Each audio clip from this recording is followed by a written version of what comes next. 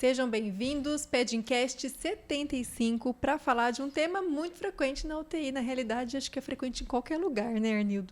Quando falamos aí do manejo hídrico do paciente grave, claro, focando no paciente grave, mas a gente sabe o quanto isso é importante, pensando aí na trajetória, né? Até chegar na UTI, o quanto esse manejo hídrico adequado evita um agravamento ali para a gente em loco, ali, logo na assistência direta da terapia intensiva, né? É um assunto que realmente, assim, ele é quase universal, porque ele pode ser aplicado, utilizado, aproveitado na terapia intensiva pediátrica, na neonatal e principalmente na terapia intensiva de adultos, que é nossa principal fonte de referência ali para muitos tratamentos e para algumas revisões, principalmente aquelas que envolvem a quebra de certos pragmatismos. E assim, eu gosto muito dessa palavra, do manejo hídrico, da sobrecarga hídrica, das repercussões do manejo hídrico, porque na verdade traduz exatamente o que a gente faz, que é manejar água. Então, nada mais é do que realmente controlar a água que o paciente recebe, a água que o paciente perde, e tentar, na medida do possível, promover uma boa distribuição disso. Então, é um assunto que é acessível. O tratamento em si não envolve alto custo, mas exige muito raciocínio. E o raciocínio que deve ser cuidadoso e individualizado. Em que momento você pensando, né, dentro da terapia intensiva, quando você recebe a criança, e às vezes percebe que esse manejo teve uma sobrecarga importante, né, de um volume muito grande, isso até o ponto que ela descompensa e chega para a UTI para cuidar dessas questões.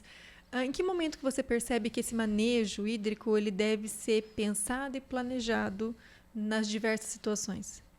Se a gente pensa num cenário ideal antes de chegar na UTI, então a partir do momento que a criança adoeceu e ela passou por uma primeira avaliação e foi constatado que provavelmente ela tem alguma doença de evolução mais desfavorável, de evolução grave, o manejo hídrico começa aí. E acho que a primeira regra, que talvez seja a mais importante de todas, evitar modismos, né? É claro que é importante a gente ter umas guias para a conduta, guidelines, diretrizes. Inclusive nós temos, né, diretrizes que falam sobre o manejo hídrico do paciente grave. Mas tem que lembrar que é o esqueleto. A gente tem que moldar o tratamento da criança a partir de observações do próprio paciente. Então, antes mesmo dela chegar na unidade de terapia intensiva, seria importante que já começasse a ter esse cuidado. Porque nós temos sim crianças que suportam bem o volume que é administrado por via intravenosa. Nós temos crianças que não toleram tanto e a gente tem que segurar e muitas vezes nem fazer o volume. E nós temos aquelas que, além de aguentar essa sobrecarga hídrica, ela necessita de mais. Então é muito individualizado. É diferente do adulto. O adulto tem um grande compartimento intravascular, tem uma grande quantidade de água corporal total. A criança, essa quantidade é muito pequena. Então, pequenas alíquotas que nós administramos, que nós prescrevemos, pode trazer grandes repercussões para a criança. Então, a partir do momento que ela chega na UTI, muitas vezes a gente tem que lidar com uma criança que já está em sobrecarga hídrica. Principalmente quando ela já passou por diferentes serviços. Porque é exatamente aí que o profissional muitas vezes cede à questão do modismo. Até hoje a gente vê, essa criança está grave, antes de fazer qualquer coisa, vamos fazer volume para ela. Como se isso fosse uma regra universal. Faz uma 10 expansão. ou 20 ml por quilo, uma expansão. Desde 2015, então há praticamente 10 anos, o Surviving Sepsis Campaign nos alerta em relação a esse manejo hídrico. Já desde lá de trás, então 10 anos que ele fala, toma cuidado no paciente grave na hora de se fazer volume. Ele está contraindicando o volume? De forma alguma. Nós somos contra o volume? Não somos contra o volume. Mas ele fala que é para ficar muito atento à evolução para os sinais de sobrecarga hídrica.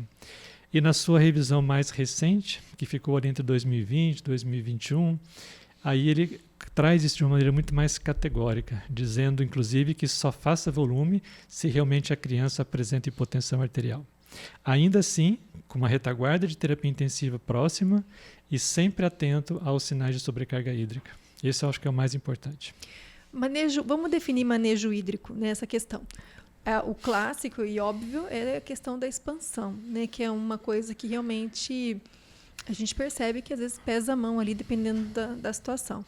Outra questão seria os soros de manutenção, os soros com eletrólitos de forma geral, e outra questão seria as diluições dos medicamentos. O que você define aí na parte crítica que a gente precisa ter maior cautela nesses componentes, ou até mais, né, que eventualmente você considera pertinente? Quando eu tive contato, né, ainda durante a graduação, depois na residência de medicina, principalmente na residência de pediatria, era muito clássico a divisão das 3 fases, né? A fase de reparação, a fase de manutenção e a fase de reposição. Hoje quase ninguém mais fala em reposição porque ela exige ali alguns pormenores que nem toda criança ela vai possuir na sua admissão. Mas começando então pela reparação, né, que muitos chamam de expansão. Na verdade, não sei, acho que nenhum dos termos ele é completamente correto, né? Porque na verdade a gente está falando de preenchimento de compartimentos com água. Então a gente não está expandindo, não está aumentando o tamanho dele. Também não estamos reparando porque a gente não está nem começando a tratar como que a gente vai começar a reparar, né? Então na verdade seria mesmo uma reposição de água que foi perdida, digamos assim. Então, existe sim aquelas regras dos 10 a 20 ml por quilo em 10 a 20 minutos, que o Paulus antes trazia isso como uma regra geral. Hoje ele já começa a falar de dividir esse tempo em 30 minutos a 1 hora. Existem aquelas recomendações da Sociedade Brasileira de Pediatria na desidratação causada por diarreia, que eu particularmente, não é que eu sou contra, mas eu acho que é um certo exagero, onde ele defende a ideia de 70 ml por quilo no intervalo de 3 horas, né? Mas o mais importante é assim, pode seguir a regra de um, pode seguir a regra do outro, só é importante saber se aquele paciente que está sendo avaliado, ele preenche critérios para aquilo. Então tá, eu quero fazer reparação. Ele realmente está depletado, ele está desidratado. Essa desidratação, ela reflete no compartimento extracelular? Tudo bem, está autorizado a fazer, raramente vai ter alguma repercussão importante disso. Segundo ponto, nas crianças com infecção grave, com sepse, está desidratado e está hipotenso? Porque assim, a sepse é um choque distributivo, a água está lá. Então, se eu faço mais água para ele, em algum momento eu vou pagar o preço depois. A conta vai chegar.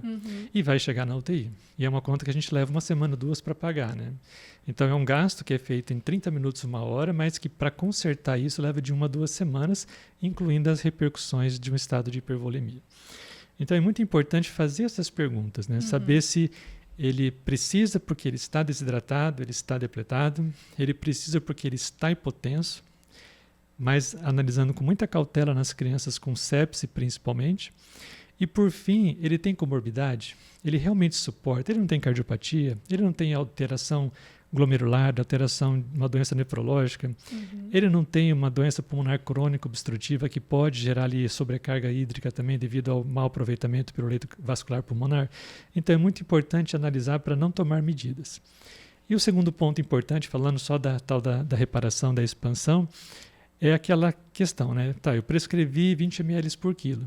Posso fazer em 20 minutos, posso fazer em 1 hora, mas não deixar a criança esquecida nesse intervalo de tempo.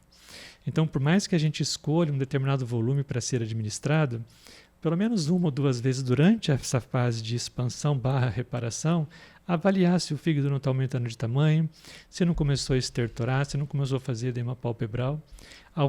A qualquer sinal de sobrecarga volêmica, a reparação deve ser suspensa. E daí você já parte para outras estratégias. Pensando nessa questão dos sinais clínicos, para você definir essa reparação, o que você observa na criança, né, em termos de sinais? Olha, eu estou examinando a criança e eu estou identificando esses sinais que condizem aí que há uma necessidade real de volume. Na pediatria tem aquela tabela bem clássica, né, dos sinais de desidratação, né? Fala da fontanela, fala dos olhos encovados, do turgor da pele, da elasticidade da pele. Mas só lembrar que aqueles sinais, aquelas características clínicas que devem sim ser utilizadas como referência, e nós utilizamos sempre ela no nosso dia a dia, ela nos dá uma ideia do compartimento extracelular. Então a gente não está avaliando o intravascular ali. Então, se a gente, na criança grave, que é a criança de UTI, não basta a gente analisar um único compartimento, a gente tem que analisar ela como um todo, incluindo o intravascular e o intracelular também, que não pode ser negligenciado nesse momento. Então, em termos de sinais vitais, o que repercute, por exemplo, quando a criança ela está depletada do ponto de vista intravascular. A criança não tem bem desenvolvida a chamada lei de Frank-Starling, onde o ventrículo dela se molda, ele se permite um enchimento ventricular maior durante a diástole para suprir uma sístole com maior quantidade de volume. A criança não tem isso bem desenvolvido. Então só resta para ela o quê? Aumentar a frequência cardíaca. Se ela precisa melhorar o débito cardíaco e não consegue aumentar o volume sistólico final, só resta a ela aumentar o quê? A frequência cardíaca. Então uma criança que vai estar taquicárdica, normalmente com tempo de enchimento capilar um pouco mais prolongado. Até isso é bom observar, porque aquela criança que está muito vasodilatada, cuidado com o volume, porque vai extravasar. Ela até pode ter aquela resposta inicial que quem está às vezes na admissão consegue observar. De repente ela melhorou o aspecto geral dela, melhorou a cor, melhorou até os sinais vitais, mas passa 1 hora, 2 horas, aquilo extravasa tudo. E aí ela, além de perder o que tinha no intravascular, ela passa a acumular no extracelular. Então, diria que a frequência cardíaca como sinal vital é importante. A frequência respiratória, ela é muito subjetiva para avaliar nesse momento, né? Porque se tem uma doença pulmonar, pode ser um viés. Se está com febre, pode ser um viés. Então, a criança muda muito a frequência respiratória de acordo com o estado fisiológico dela. E claro que a pressão arterial.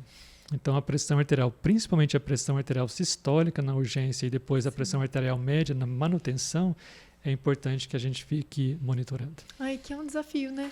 Se a gente for parar para pensar, a medição da pressão arterial tem toda uma teoria que envolve aí a escolha do melhor manguito, por exemplo. E a gente tem que ter uma variabilidade, pensando em pediatria, né? A gente subestimar ou superestimar uma medição não é difícil aí dentro da pediatria. Por isso que tem que ter, sim, a medição da pressão arterial, mas tem que ter o discernimento também de escolher corretamente para ter essa medição correta, né? Para a gente não se guiar com números que nem sempre são reais. Né? A gente até teve uma recomendação recente do próprio PAUS, né, de se usar a pressão arterial invasiva, inclusive durante a RCP, né, durante a ressuscitação cardiopulmonar. Sabe que é difícil, né? Até dentro da UTI, muitas vezes, é difícil a gente conseguir uma arteriotomia, né, uma punção arterial que seja em boas condições de leitura, porque a criança está muito comprometida, né, em termos de estado geral. Mas quanto mais confiarmos nessas medidas, mais assertivas serão as nossas condutas. Porque se eu tenho uma falsa hipotensão, eu posso subestimar a necessidade de repente, de volume ou até superestimar a necessidade de fármacos vasoativos. E ao contrário também.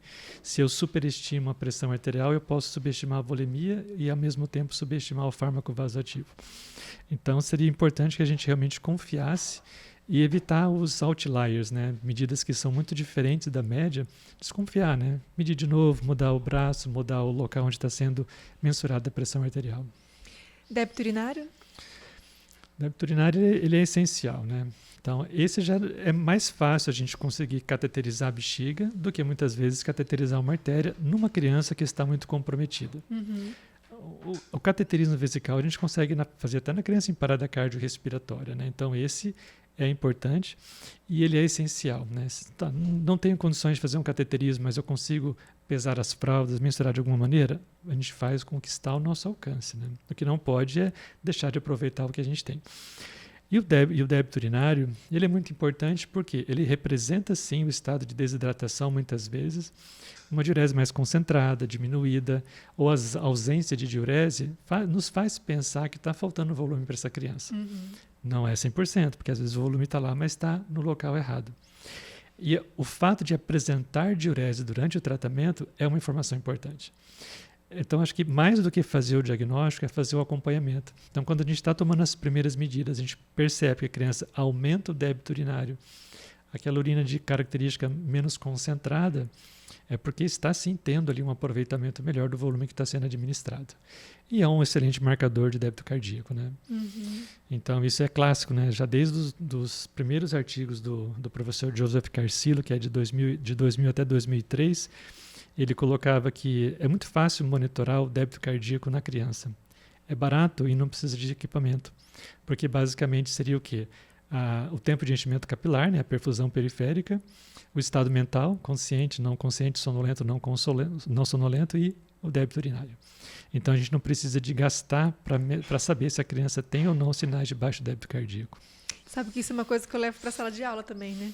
que realmente está do lado da criança. E você observa essas situações, já vê mais ou menos como que está essa circulação dela, né?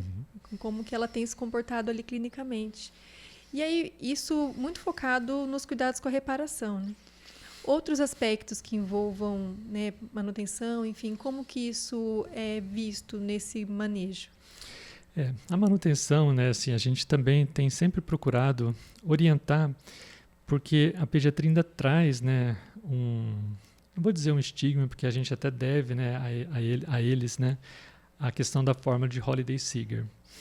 Então, quando ela foi elaborada, isso há décadas atrás, ela não, a gente interpreta de maneira equivocada, né, como se toda criança precisasse de 100 ml por quilo calórico a cada 24 horas para manter a sua taxa metabólica basal. A fórmula de Holiday-Seeger ela foi baseada em calorias, não foi baseada em ml. A gente transformou em ml pela praticidade. Mas, assim, algumas crianças precisam de 100 ml por quilo por dia? Precisam, toleram e vão ficar muito bem com esse volume todo. Tem criança que vai precisar mais. A criança, além de doente, está com diarreia, está vomitando, é uma cetoacidose diabética, às vezes vai precisar mais. Mas o nosso perfil de paciente ele vai precisar menos. Então, o nosso Holiday-Seeger, né, que se a gente quer usar esse epônimo, é no máximo 70, 80 ml por quilo calórico dia, desde que não tenha injúria renal. Se tiver injúria renal, 30 a 50 ml por quilo calórico dia. Porque não vai ser a única fonte hídrica dessa criança. Ela vai ter medicação de uso contínuo, ela vai ter diluição de medicações, ela vai ter a ventilação mecânica. Se ela está numa incubadora que ao mesmo tempo ela é umidificada, ela vai ganhar água também por essa via. Então não é uma conta que tem vários componentes. Tem vários componentes. Infelizmente ela não é uma conta única, né?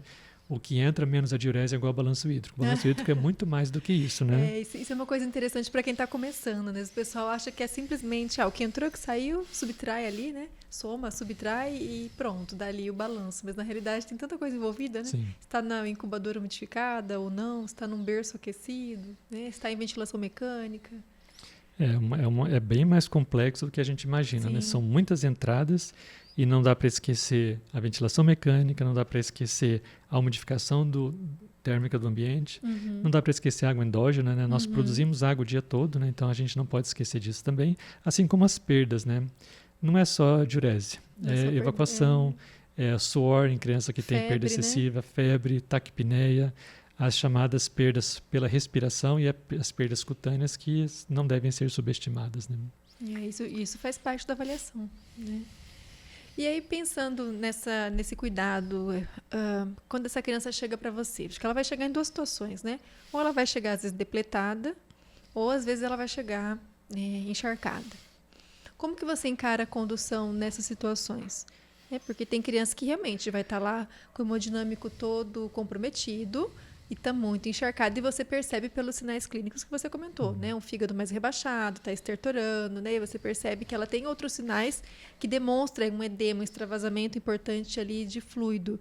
Se a gente for pensar inicialmente nessa criança com sobrecarga dentro do intensivismo, já passou por 3 serviços, cada um fez, às vezes, sua reparação, né? Colocou o seu soro ali depois, vários antibióticos, diluições sem controle, aquele soro para manter veia eterno, né?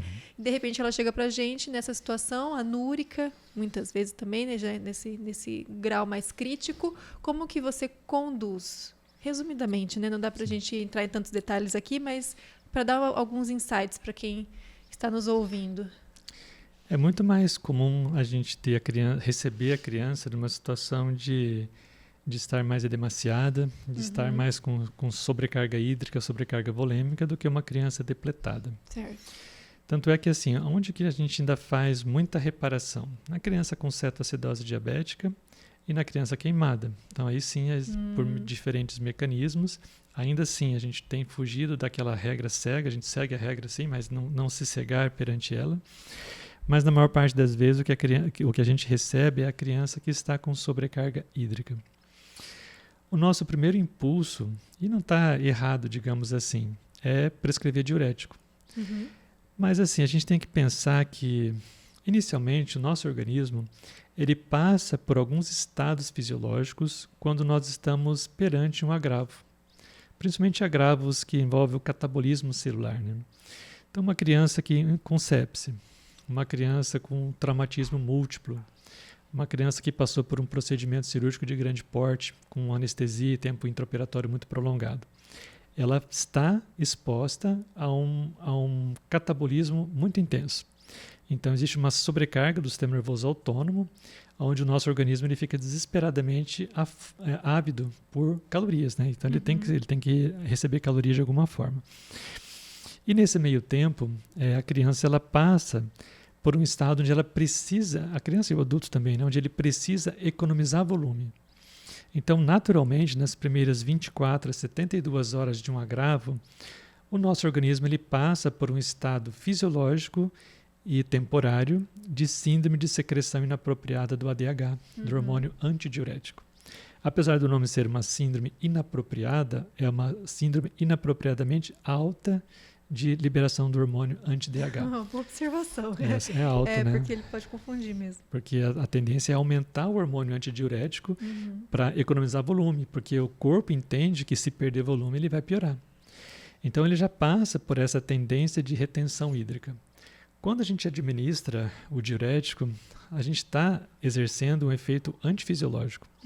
Então a gente está forçando o nosso organismo a perder água livre ou, dependendo do diurético escolhido, água livre e eletrólitos, no momento em que aquilo é importante para o bom funcionamento do nosso organismo. Então o ideal é que a gente faça estratégias que procurem ali proporcionar uma melhor distribuição da água corporal total. Antes de pensar no diurético. Antes de pensar. Então, a gente começa sempre a prescrição pensando no que a gente vai ofertar. Aí é que entra a necessidade de se restringir muitas vezes o soro de manutenção e mais, até se perguntar se precisa desse soro de manutenção. Muitas vezes, com a dieta que é feita por via enteral, é suficiente para aquela demanda hídrica daquele momento, né?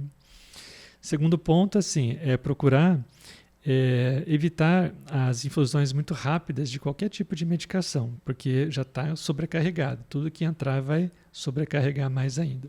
E que fazer um adendo. A gente já falou isso várias vezes, né, Arnildo, em outros episódios.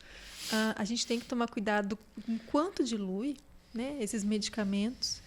Não é igual adulto. Às vezes a gente tem funcionários que estão acostumados aí a cuidar de adultos, mas não, para cada dose específica existe uma concentração correta para ser infundida, que é individualizado para cada medicação, e isso é tabelado, que é retirado de bula e pode diversificar de laboratório. Então a gente precisa realmente chegar nisso, treinar a equipe para ter essa visão, né? Esse cuidado de mais restrição hídrica ou menos restrição hídrica, e os benditos sorim para manter veia, né?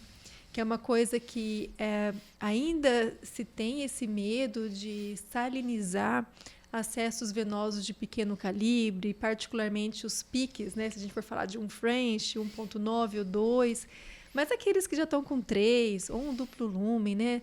4, tem que salinizar, parar com essa coisa de deixar ali para manter veia, porque isso está realmente em desuso, né? Porque vai deixar, eu já vi situação de ficar 5 ml hora, 6 ml hora, né? Claro, às vezes 2 ml hora, mas às vezes retorna sangue, a gente tende a aumentar para evitar esse retorno de sangue e evitar a obstrução, só que isso é 6 ml hora numa criança gravemente enferma, que ao longo das 24, que já está com uma retenção, isso é a gotinha, né? Vai indo, chega uma hora que o copo transborda. Então, essa questão também dentro do serviço, aí desse sorinho para manter, isso tem que ser analisado, avaliado, individualizado, porque até os números 2 French, se a gente conseguir cuidar do manejo, esse para manter veia, ele também seria dispensável, né? A gente está nesse processo de transição, gente, mas é algo a se considerar também dentro desse cuidado aí, né? Se a gente for pensar, né, um soro que corre a 2 ml hora, teoricamente são 48 ml em 24 horas. Se a criança é um bebê de 2 quilos, são 24 ml por quilo, que é como se fosse uma expansão, só que correndo em 24 horas. Mas tem o mesmo volume que vai receber. Se é uma criança que pesa 1 quilo, são 48 ml por quilo. Se é uma criança que pesa 500 gramas, são 96 ml por quilo. Ou seja, é praticamente todo um volume de necessidade hídrica dela. mas não vai ser a única fonte. Ele não está lá recebendo só soro para manter veia, senão não estaria nem na UTI. Junto com isso, tem várias outras medicações concorrendo com diferentes vazões, né? Então, realmente é importante tomar esse cuidado. A gente tem um certo rigor com relação aos antibióticos, né? Que todo antibiótico tem lá o seu volume de diluição, sempre tentando levar para a máxima concentração de segurança permitida, exatamente pensando nessas características, porque o volume que entra numa situação de agravo fisiológico, como é a criança grave, ele demora para sair. Não é algo assim, aquela história, vou fazer uma expansão para fazer depois um diurético. Isso não existe, né? Porque assim, o líquido que fica retido no intravascular estima-se em torno de 20% a 30%. O resto ele vai extravasar ou ele pode ser incorporado no meio intracelular, mas ele não é um volume efetivo. Então, assim, é sempre muito bom, muito importante tomar esse cuidado realmente com a volemia. Existem ainda aquelas estratégias, né, que muitos colocam assim, eu posso tentar então fazer alguma solução coloide para ajudar na distribuição da água corporal total. A ideia em si é ótima, no modelo teórico é perfeita, porque sempre que a gente fala de distúrbio de água, as alterações de natremia, o que a gente coloca é que a água sempre vai para onde tem mais, principalmente para onde tem mais sódio, para onde tem mais glicose e para onde tem mais proteína. O sódio porque ele aumenta a pressão hidrostática e a pressão hidrostática por si só atrai a água para aquele local onde ela está aumentada. A proteína, o colóide, ele aumenta a pressão oncótica, a pressão coloidosmótica, atraindo água para aquele local. Então, por muito tempo, por exemplo, se defendia a ideia de se usar os amidos sintéticos. O hidroxietil start, por exemplo, o nome comercial mais comum é o Voluven, numa tentativa assim, de você fazer o mesmo efeito que muitas alíquotas de soro fisiológico ou de Ringer lactato, né, das soluções cristalóides, com um volume menor, 1/4, 1/6 de um colóide sintético. Ótimo, foi uma febre, né? Então, principalmente lá entre 2005 e 2010, muita gente passou a adotar essa ideia. Só que demonstrou-se que essas soluções de colóide sintético estão associadas à injúria renal e colapso da coagulação, exatamente por lesão endotelial e comprometimento da adesão durante a coagulação. Então, hoje já não se faz mais esses colóides sintéticos, salvo algumas situações muito específicas no trauma, por exemplo. Aí tem a tal da albumina, né? A albumina é uma grande polêmica nas áreas da saúde até hoje, né? Então, assim, o que a gente fala? Dá para defender a ideia de que a albumina é importante para a distribuição da água corporal total? No modelo teórico, sim. No modelo prático, não. Tem muito estudo que demonstrou até piores resultados em pacientes graves que receberam albumina nas primeiras 72 horas. Tem outros que mostraram benefício. Então, quando a gente está nessa corda aí de que, por um lado, alguns mostram benefício, por outros, alguns mostram prejuízo, a gente sabe que a gente está no meio de uma evidência fraca, de uma evidência muito frágil e que vai depender muito da sua experiência individual. Se no seu serviço administrar albumina numa criança grave nas primeiras 72 horas de agravo melhora a situação volêmica dela com melhor perfusão, melhor dos níveis tensionais, com menos edema, ótimo. Mas qualquer sinal de que você percebeu que isso está trazendo prejuízo, esquece a ideia e parte para outras alternativas. A gente tem tido experiências boas do uso da albumina em duas situações. No pós-operatório de uma cirurgia de grande porte, particularmente se é uma criança previamente ígida, e na criança grande queimada, onde, de certa forma, ela previne o extravasamento capilar. Então, nesses casos, que são situações muito isoladas, a gente consegue observar um benefício. Mas se alguém percentual diferente, né? Um percentual Sim, diferente, percentual né? diferente. Mas se alguém chegar hoje e falar assim, eu não faço porque a minha experiência não é boa. Tá certo. Mas eu faço isso também nos pacientes com sepsis e tenho resultados ótimos. Tá certo também. Então é aquela situação que todos nós estamos certos e errados ao mesmo tempo, né? Então não dá ainda para a gente ter uma ideia central, uma decisão única em relação a isso. E aí, em relação a usar ou não o diurético, se der para segurar 24 horas pelo menos sem diurético, ótimo. Mas a criança começou a ter sinais de edema agudo de pulmão. Ela começou a ter sinais de comprometimento da função renal, mas ainda tem diurese. Aí tudo bem, eu acho que a gente vai de acordo com a necessidade da criança. É muito individual, né? Eu acho que essas condutas, por mais que às vezes as pessoas querem colocar em caixinhas, né, específicas ou em fluxogramas muito assim delimitados, mas no fim é o beira-leito ali que vai te definir, que às vezes na parte científica funciona, mas para aquela criança, naquela situação, naquele momento, naquele dia, não funciona tão bem quanto deveria, né? Até teve uma vez que alguém perguntou assim, mas eu vou seguir a orientação para fazer a primeira prescrição de quem? Do plantonista, do rotineiro ou da chefia de UTI? Nenhum dos três. Quem vai determinar a sua prescrição é a criança. A criança que manda. Então, é em cima dela que a gente tem que estabelecer todas as estratégias. Volume, nutrição, fármaco vasoativo, analgosedação, antibiótico terapia. Então, é a criança que toma as decisões. A gente segue a criança.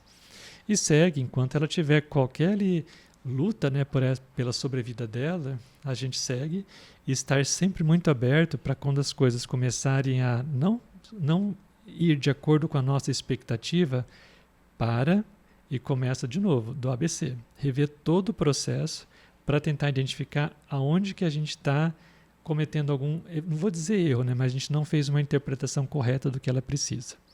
Então ela está recebendo tudo, mas não está indo bem. Pode ser que ela não esteja indo bem porque ela está refratária a tudo e provavelmente o desfecho vai ser o óbito. Mas existem outras situações que a gente percebe assim, será que não tem alguma coisa que eu estou fazendo que deveria ser diferente?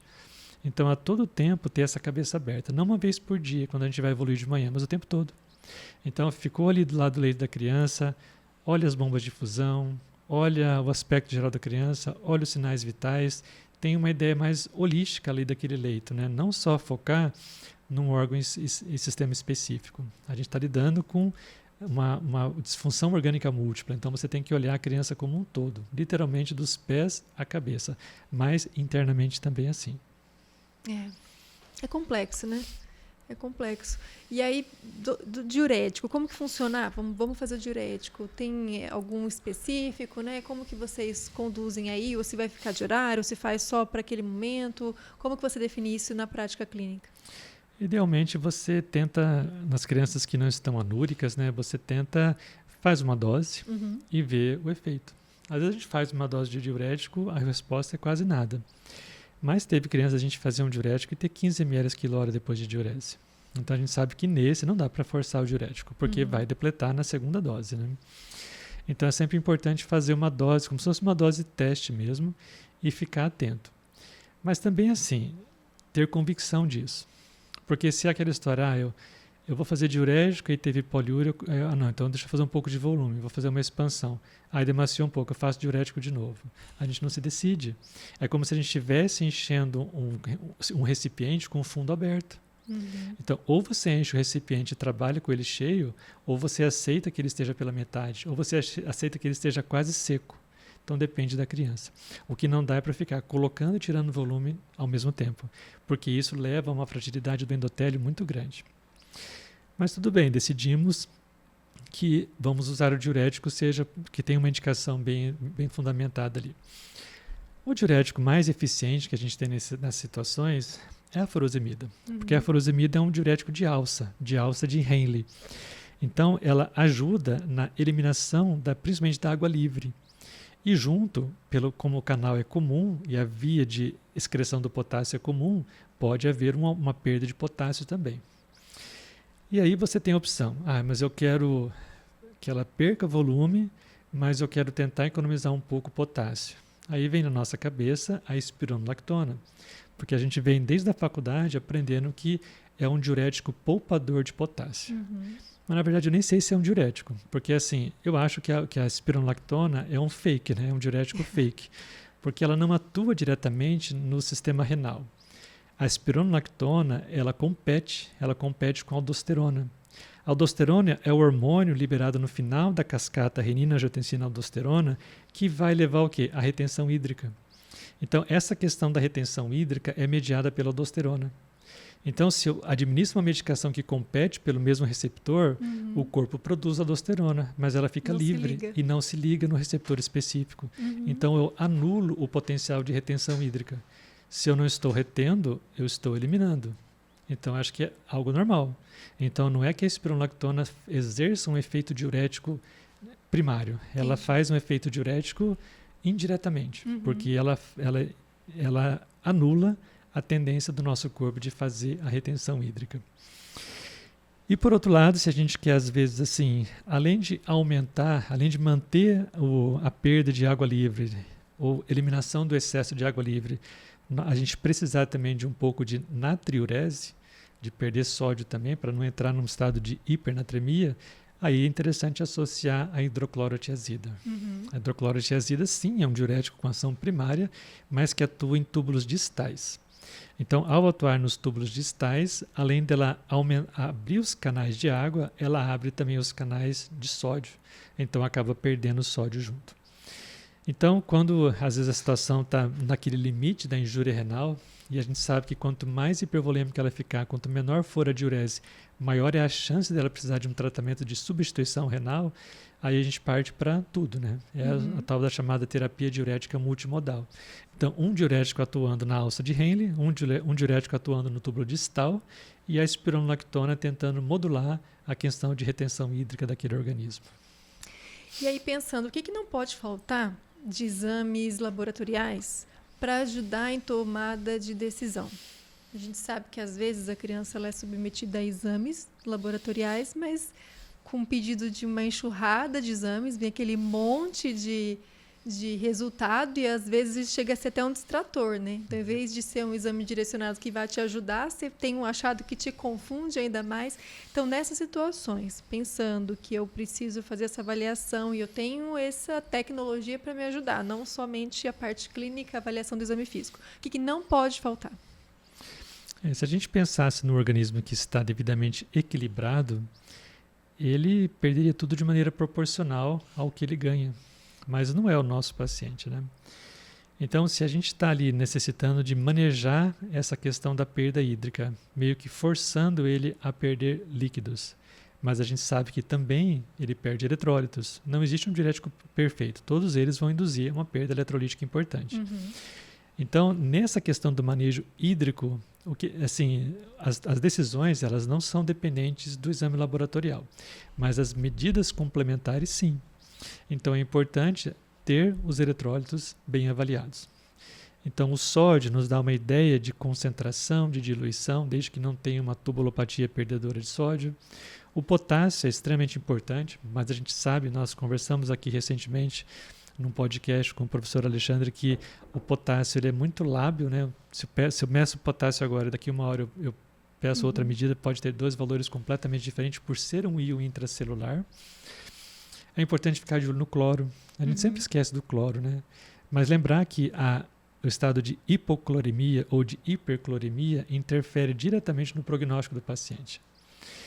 E Até veio também a questão do soro fisiológico, né? É uma coisa que se falou muito quando começou a ponderar entre Ringer e soro. Depois a gente podia até falar isso. Tá, desculpa, pode continuar. Não, imagina.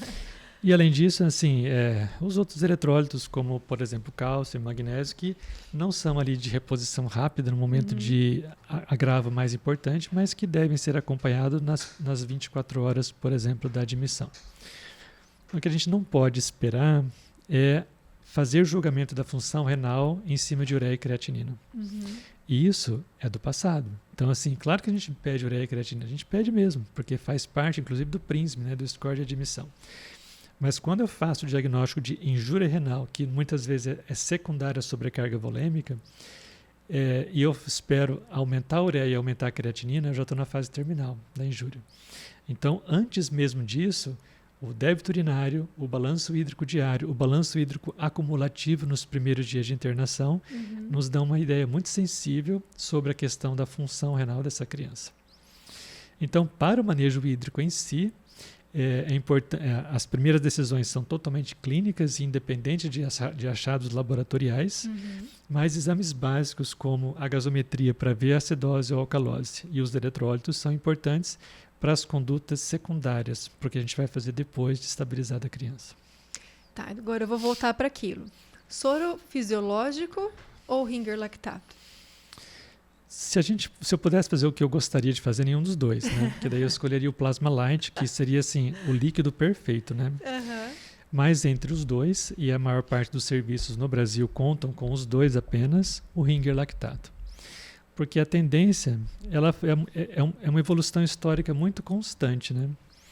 Houve épocas em que era difícil determinar se quem que era melhor, colóide ou cristalóide. Aí não, cristalóide se estabeleceu como a primeira opção. Sobressaiu, né? E é indiscutível e não vai voltar atrás. Né? Então, ele é realmente, em termos de adaptação do organismo, melhor do que as soluções colóides. E fácil acesso, né? Também. Exatamente, por questões de custo também. Sim. Entre os cristalóides, a tendência hoje é você buscar aquele componente que seja o mais parecido possível com o plasma humano. Então, aquele que tem uma osmolaridade parecida com a osmolaridade fisiológica, aquele que tem um conteúdo de íons muito parecidos com o plasma humano. Então, quando se compara o soro fisiológico com o Ringer lactato, nesse ponto o Ringer lactato é melhor, porque a quantidade de sódio é um pouco menor, a quantidade de potássio é um pouco maior e a quantidade de cloro é significativamente menor. Então, ele torna ele melhor, digamos assim, em termos de fisiologia para o nosso organismo. E o plasma light ele é aquele que realmente tem os componentes e as composições iguais à do plasma humano. Mas o custo normalmente é de 10 a 15 vezes maior do que o Ringer lactato, por exemplo. Então é muito difícil ter algum serviço que tenha um estoque grande de plasma light para ser utilizado. Mas assim, tudo muda, né? Alguns anos atrás, algumas medicações eram de custo tão alto e hoje elas se tornaram acessíveis, né? Então a gente conta que num futuro próximo a gente possa contar com plasma light, inclusive para fazer soro de manutenção. Muito bem. Pensando, que dica que você daria aí para o segmento dessas crianças? Estão pensando, recebi, sei que o mais frequente é a criança que vem encharcada, já toma esse cuidado das primeiras 24 horas, né? Controlo a cena, uso os diuréticos e tal. Às vezes não funciona, né? Talvez assim, qual que é o time que eventualmente você precisa apelar para uma terapia de substituição renal, né? Ou não? Qual que seria esse limiar e também a manutenção, né? E no fim, para a gente até finalizar, aquele balanço hídrico zero, né? É realidade, né? Ou utopia? Será que isso realmente é possível aí dentro da terapia intensiva? Então, assim, o balanço hídrico igual a zero, ele é um modelo ideal. Mas muitas vezes ele não condiz com a realidade. Quantas vezes a gente não tem criança, por exemplo, que está com um balanço hídrico bem positivo, mas a gente percebe que está faltando volume. Ao contrário também, a criança está com balanço hídrico negativo, mas ela está demasiado e está demasiando dia após dia. Então, claro, ele deve ser bem calculado, ele deve ser bem executado e por isso que até se fala hoje numa valorização muito mais do balanço hídrico acumulativo. Então, aquilo que vai acumulando principalmente nos primeiros 3 dias de internação. Certo. Porque daí os vieses de cálculo num dia são os mesmos dos outros dias. Então, um viés acaba anulando o outro. Mas, eventualmente, a gente vai ter aquela criança que está sobrecarregada, está demasiada. Inicialmente começou com oligúria e acaba evoluindo para anúria. E a gente começa a fazer diurético, 1, 2, 3 diuréticos, faz albumina muitas vezes e não tem resposta alguma. Então é muito importante saber assim, numa criança que está em anúria, não adianta fazer furosemida. É tóxica, ela pode piorar, inclusive, a função renal. Bem lembrado, acho que é um ponto que precisa realmente ressaltar. Porque é importante isso. Às vezes a gente está lá, né? A criança está em anúria, às vezes está recebendo bomba de furosemida. Que assim, quando a gente usa dose mais alta de furosemida, 6, 8 miligramas quilo dia, recomenda-se que você faça uma bomba de fusão contínua. Lembrar que é fotossensível a bichinha. Além disso, tem a fotossensibilidade, a interferência com vários outros fármacos. Né? Briguenta, né? Mas assim, não está tendo diurese, para de fazer ela. Porque ela vai trazer malefícios. Ela se torna tóxica, principalmente nefrotóxica e ototóxica também. Porque daí a dose acumulativa acaba sendo maior. Então, nesses casos, a tomada de uma decisão para o tratamento de substituição renal, que é o tratamento dialítico, ela deve ser considerada precocemente. A criança que está fazendo um tratamento de substituição renal, ela nos dá algumas liberdades. Essa sim a gente consegue fazer mais volume. Essa a gente consegue fazer transfusões com mais tranquilidade. A gente consegue nutrir melhor, porque a dieta exige volume também.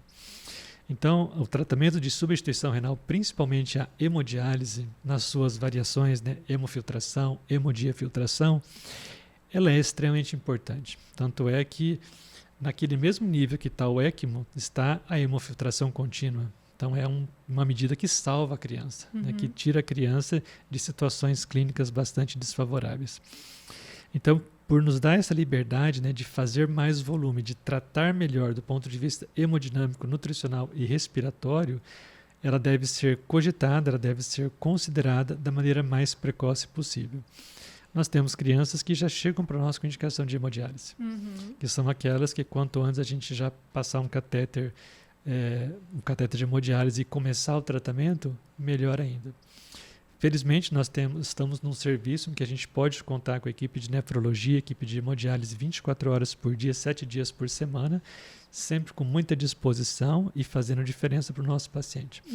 Então, é importante, sim, quando perceber que existe uma certa refratariedade àquelas medidas clínicas mais conservadoras, que o tratamento dialítico deve ser considerado o mais precoce possível, principalmente quando envolve distúrbio de potássio. Certo. Numa criança que está com hiperpotassemia, a gente pode fazer gluconato de cálcio para tirá-la daquela situação de arritmia. Daqui 20, 30 minutos está tudo igual. Muito temporário, né? A gente pode fazer bicarbonato, pode fazer solução de insulina com glicose, pode fazer a própria furosemida, mas tudo isso são medidas temporárias, são paliativas. O tratamento efetivo mesmo é o de substituição renal. Então, claro que assim, existem perfis diferentes em cada serviço. Alguns conseguem fazer hemodiálise a partir de 7, 8 quilos, outros conseguem fazer a partir de 3 quilos e outros conseguem fazer em qualquer criança. Isso não depende do profissional que está na instituição, depende de recursos, depende de filtros, depende de circuitos, depende de máquinas que são adaptadas para cada faixa etária. Perfeito. Acho que a ideia é a gente dar, né, essa visão do todo, mas finalizando, que dica que você daria para aquela pessoa que está entrando, né, nesse mundo da terapia intensiva, ou mesmo um profissional que está ali na linha de frente de uma enfermaria mais complexa, com relação a esse manejo? Fala, olha, né, de tudo isso que a gente falou, fica atento nesse detalhe, assim, o que você colocaria como essencial para começar? Aquela coisa que vai dar o start desse raciocínio, desse cuidado, que eu sei que é um cuidado que vai sendo lapidado ao longo do tempo, que é a experiência clínica que você tem de 20 anos, né? Já passou 20 anos de UTI. Então, é um olhar diferenciado de quem já pegou diversas situações e diversas fases que a literatura traz de indicações de tratamento e hoje, nesse momento profissional, você consegue ter essa experiência de que já testou, né, conforme que a literatura mandava, várias situações, e hoje você tem esse denominador comum que essa bagagem te proporciona. Mas para aquela pessoa que está começando e que ouve um profissional falar uma coisa, outro profissional falar outra coisa, porque eu sei que isso é uma angústia de quem está começando, são as muitas opiniões frente a um mar de artigos científicos e a dificuldade de filtrar aquele que realmente é relevante, que realmente tem impacto ali no beira-leito. O que você falaria para essa pessoa? Eu tenho boas referências de professores que eu tive durante a graduação. Era uma graduação que tinha uma visão diferente da que existe hoje. Não vou dizer que era melhor ou pior, era diferente. Né? E o diferente sempre é bom. E que, assim, conseguiu passar alguns valores que até hoje eu incorporo muito no meu dia a dia. Primeiro, assim, saber ouvir, né? Principalmente a família, ao coletar uma história. Porque não é simplesmente, eu vou lá ouvir o que a mãe dizer porque eu tenho que preencher uma anamnese. A anamnese é um documento hospitalar, deve ser bem preenchido, mas ela também serve para a construção do seu raciocínio clínico. Sim. Exame físico é extremamente importante. Claro que hoje nós temos tantos recursos, né, disponíveis, ultrassom à beira-leito, temos o ecocardio à beira-leito, para quem tem a felicidade de ter o ECMO à beira-leito, né? Então, nós temos muita tecnologia hoje que permite um tratamento melhor e um manejo melhor. Mas o exame físico ele é muito importante. Também, assim, valorizar sempre a questão individual de cada criança. A gente tem que ter conhecimento teórico, tem que estudar. E tem que estudar muito, tem que estudar sempre, tem que estudar todos os dias. E diversificar as bases do estudo, né? Sim, porque isso nos faz... nos torna também menos cartesianos. Porque às vezes a gente aprende alguma coisa de uma certa maneira e por muito tempo aquilo parece que funciona bem, mas chega uma hora que aquilo está ultrapassado. Sim. Tudo isso que nós falamos aqui hoje, pode ser que daqui 10 anos a gente sente aqui e fale tudo diferente. Sim, a gente sempre fala isso, é verdade. Porque é muito dinâmico, então tem que sempre estudar. Sim. Né? Infelizmente, nós temos algumas maldições, que eu não vou citar nome aqui, né, de que os alunos, os residentes, se aprendem muito aquilo como um conhecimento teórico, porque são de fácil acesso. Parece que tem tudo numa única fonte de literatura, como se um único livro trouxesse todas as informações que ele vai usar na vida toda. Como se fosse uma panaceia, no termo antigo, né? Um remédio que serve para todos os males. Mas não é assim. Uhum. O conhecimento das áreas da saúde ele é muito diversificado. Então a gente tem que ter livro-texto, a gente tem que ter, eventualmente, a experiência do profissional que está ali conosco, mas a gente tem que correr atrás também da ciência mais atualizada, que são as publicações, são os artigos de boa qualidade.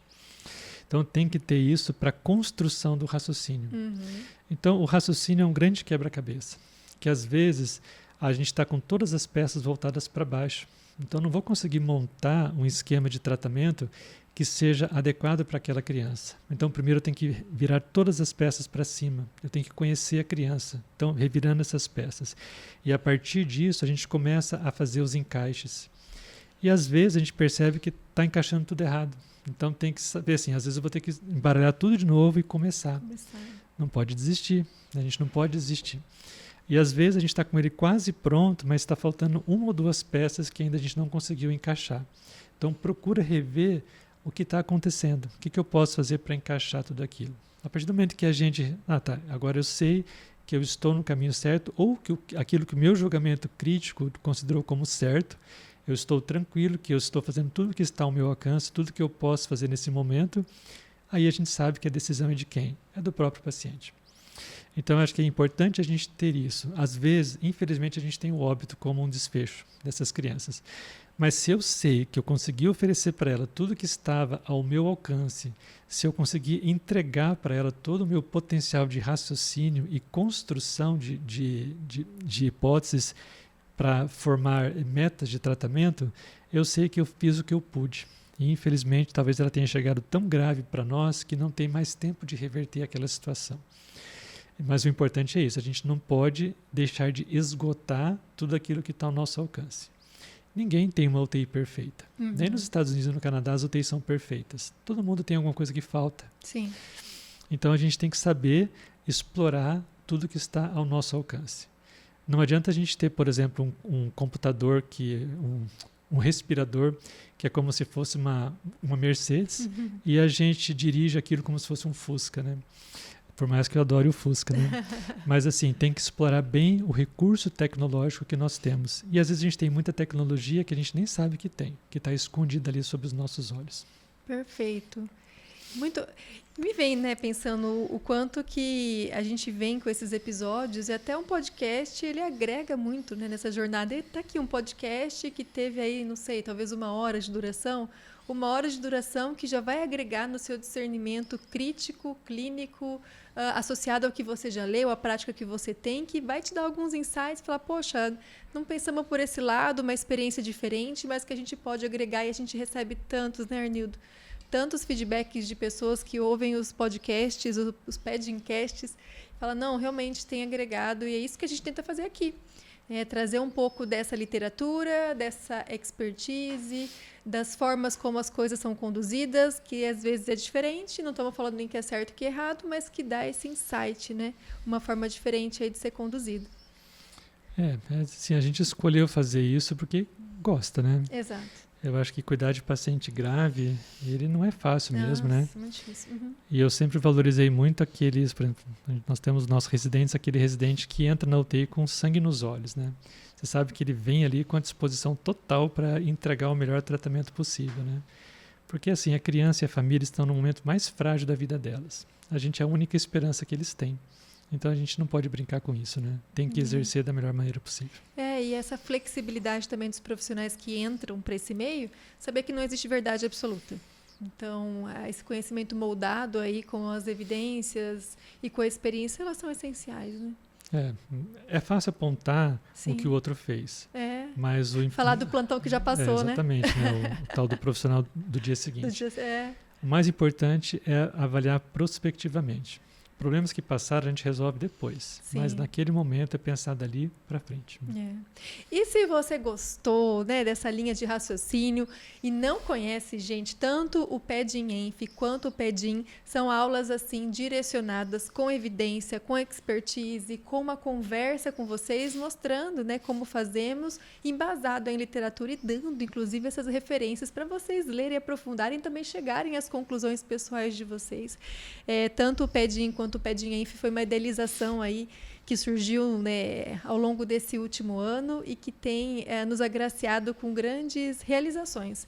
Não apenas realização de conseguir ensinar, né, mas também da gente ter uma plataforma ali de ensino que a gente consegue deixar as coisas com o nosso jeito, né, Arnildo? Tanto o meu quanto do Arnildo, e a gente está ali sempre junto aos alunos da comunidade, dando esse apoio aí, essa visão, né, de quem está realmente na linha de frente e tem anos aí de experiência e também sempre aberto a trocas de experiências e a moldar, né? Sempre quando for necessário. Então, se você não conhece o PEDIM-ENF, não perde a oportunidade, né? Sim. Tem que aproveitar. Muito obrigada. A gente, né? O pessoal estava com saudade do Arnildo, aí ele veio. Ele vai vir mais vezes, viu, gente? Aqui tem que entender que temos 3 filhos, então a gente tem que se desdobrar. Então ele está aqui hoje. Vamos aproveitar bastante toda vez que ele vier aqui no PEDIM, no PEDIMcast, para a gente sugar todo esse conhecimento e trazer para esse momento palpável para você que está nos ouvindo. Até a próxima. Até a próxima. Obrigado. Obrigada.